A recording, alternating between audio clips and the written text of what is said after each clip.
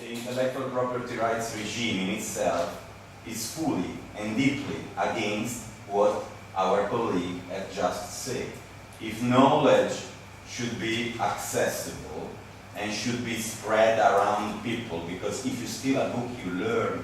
That's the fact, that's the reason why it's an elegant crime, right? You steal a book because you want to learn. And if you want to learn, you want to have more knowledge. And the access to knowledge, it's fundamental to be what? According to Confucius. According to Confucius, if you have knowledge, you can be a better person, a better man, and in Chinese, 君子, right? Repeat the pronunciation from our sinology. Tell me then. 君子. Is okay? 君子. Okay. My pronunciation is to be revised. So a gentleman who knows the readings and the books from Confucius is a person who is educated and can be able to be an example to be followed by the rest of the people, by the normal people, by those who need a point of reference to imitate. So the imitation in China, it's a fundamental element to learn. For that reason, it's completely at the opposite side of our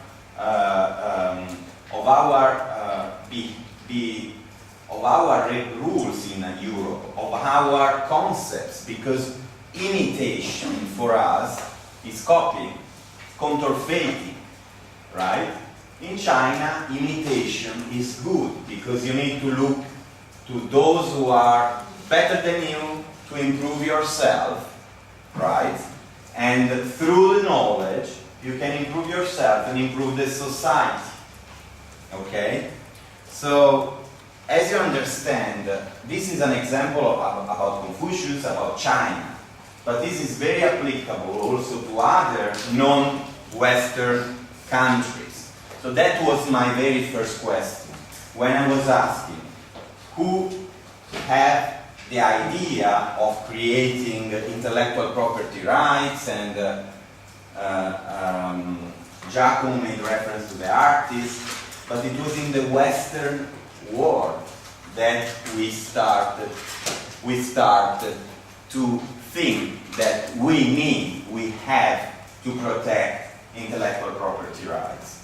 In the non-Western world, it's not like that. So we have the example of China, but we do have also many other countries. And one of the main problems is exactly how to use intellectual property rights at the international level, which has been created, drafted by Western country with Western categories to non-Western country, to non-Western categories and concepts and context. So how you can apply intellectual property rights to indigenous people without having something that was not expected to be used in that specific context. What do I mean when I say that? When I do reference to indigenous people, it was probably in the paper. What I mean when I say that some external categories do somehow force a context which was not expected to be ruled by intellectual property rights. Maria, you want to say something? I saw that. I'm thinking. Okay. I think it's convenient for Western countries because, especially for the less developed countries, it's difficult to apply those IP rights rules, and it's kind of a way to control these countries from the Western one, and to impose our, rules. Ambitions. Yes. So it's a kind of instrument. So we are talking about intellectual property rights that in our minds, in our mindset, should be used as instrument to reward research and development, to reward innovation, to reward investment of resources and time in improving what we know for the moment, to improve the general society, improving the technology, improving the possibility for us to have a better life. So it's an instrument of improvement, of innovation, but from the other side can be an instrument of imperialism, of controlling countries that do not have the same standards and rules, to impose them something that comes from outside and change their rules. And when you speak about changing specific laws and regulation, these do have, of course, an impact on the society and an impact on the culture. Even more if those rules are applied to population that do choose expressly to be separate from the world, right?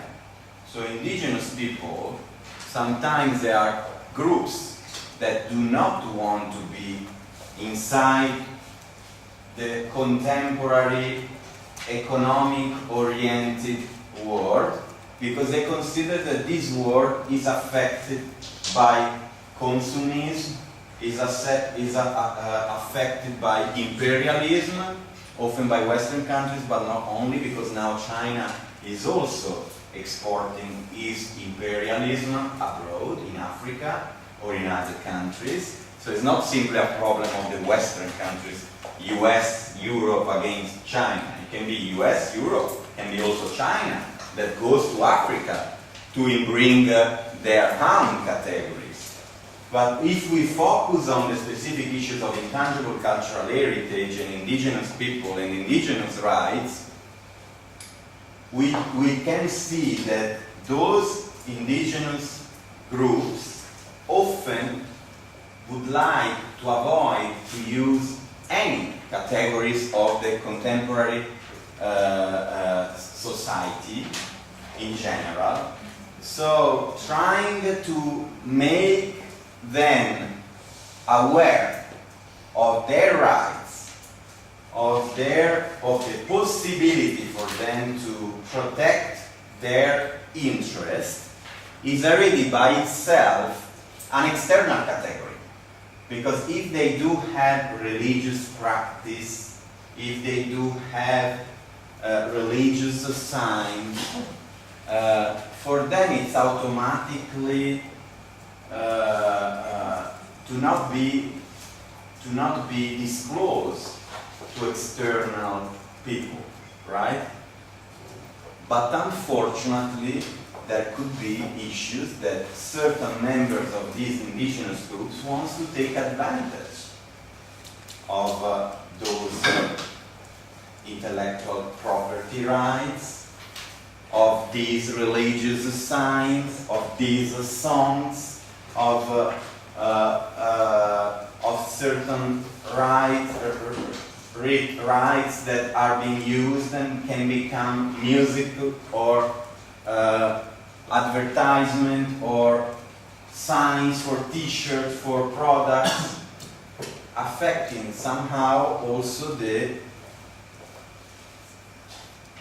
feeling of this population that would see around the world potentially their own private and religious signs should remain inside the community and they go outside.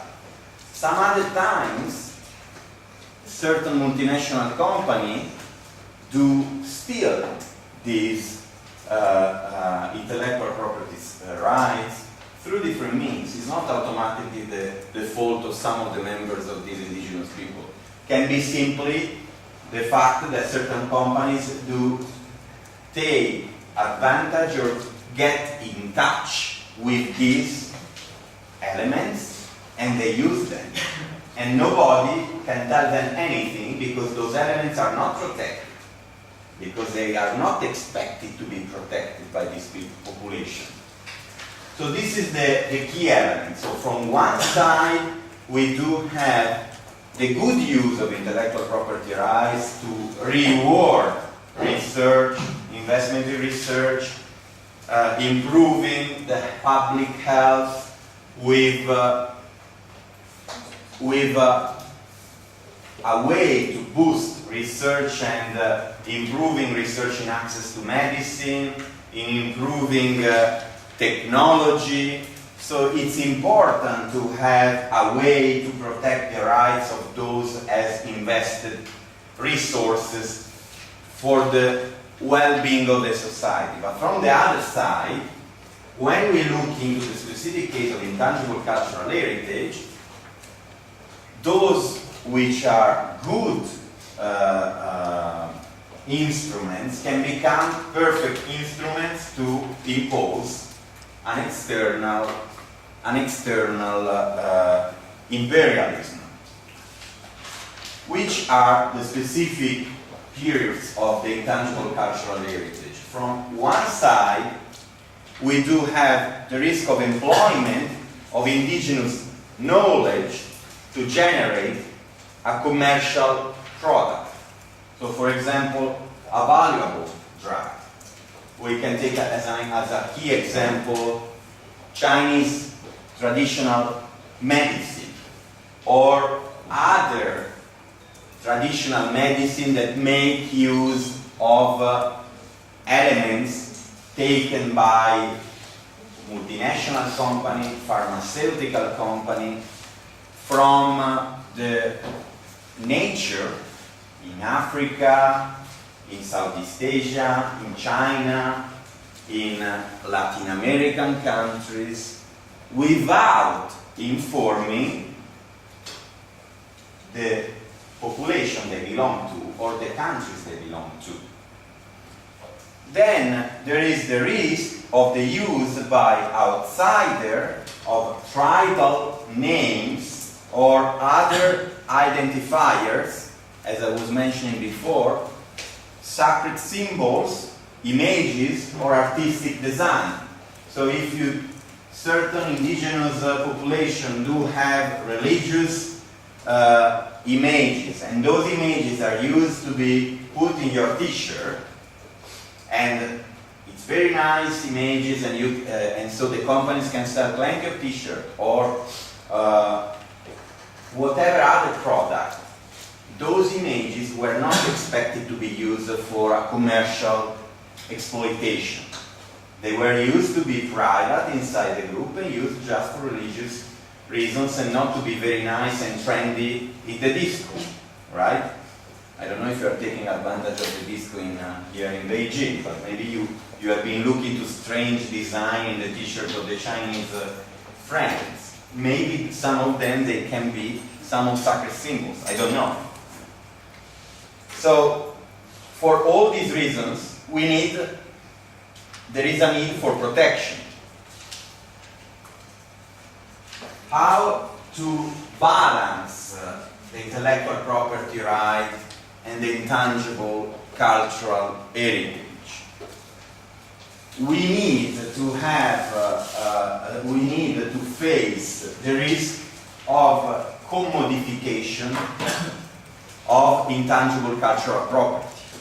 So to make a commodity, commodification is to transform as a commodity what is not a commodity, but it's simply an intangible cultural property. So the translation of intangible cultural property into articles of economic value